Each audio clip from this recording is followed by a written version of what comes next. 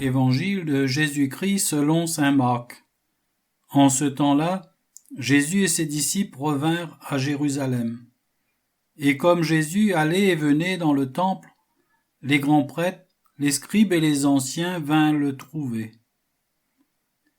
Ils lui demandaient : « Par quelle autorité fais-tu cela ? Ou alors, qui t'a donné cette autorité pour le faire ? » Jésus leur dit : « Je vais vous poser une seule question, répondez-moi, et je vous dirai par quelle autorité je fais cela. Le baptême de Jean venait-il du ciel ou des hommes ? Répondez-moi. » Et il se faisait entre eux ce raisonnement. Si nous disons du ciel, il va dire : pourquoi donc n'avez-vous pas cru à sa parole ? Mais allons-nous dire des hommes ? Et ils avaient peur de la foule, car tout le monde estimait que Jean était réellement un prophète. Ils répondent donc à Jésus : nous ne savons pas.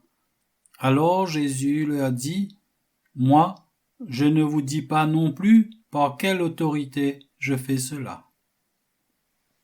Et...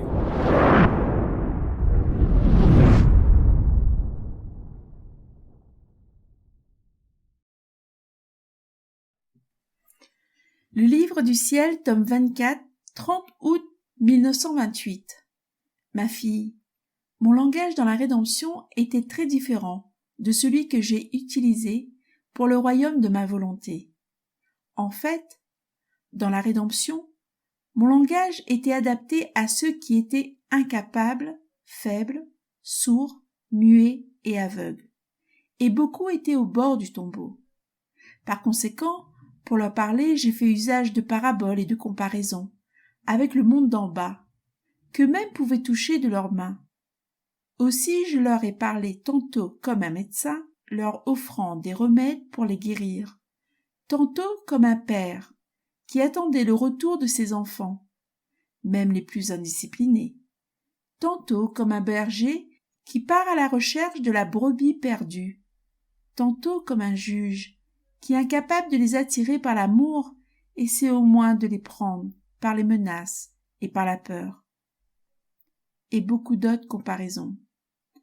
Ce langage que j'ai adopté montre que ceux à qui je m'adressais ne me connaissaient pas, ne m'aimaient pas et faisaient moins encore ma volonté. Au contraire, ils étaient loin de moi. Et moi, avec mes paraboles, je faisais les recherches, étendais les filets pour les prendre, et donnais à chacun le remède pour le guérir. Mais combien m'ont échappé ? Et j'ai intensifié mes recherches et mes enseignements, afin qu'ils puissent sortir de leur aveuglement obstiné. Vois maintenant combien est différent le langage dont je me suis servi pour manifester les vérités sur ma divine volonté, qui doit servir les enfants de son royaume.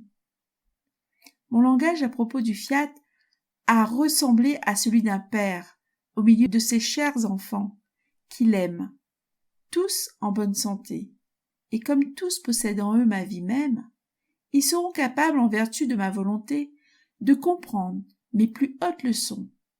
C'est pourquoi je suis allé plus loin, en les plaçant devant les belles comparaisons du soleil, des sphères, des cieux, de la manière divine elle-même d'agir, qui s'étend à l'infini.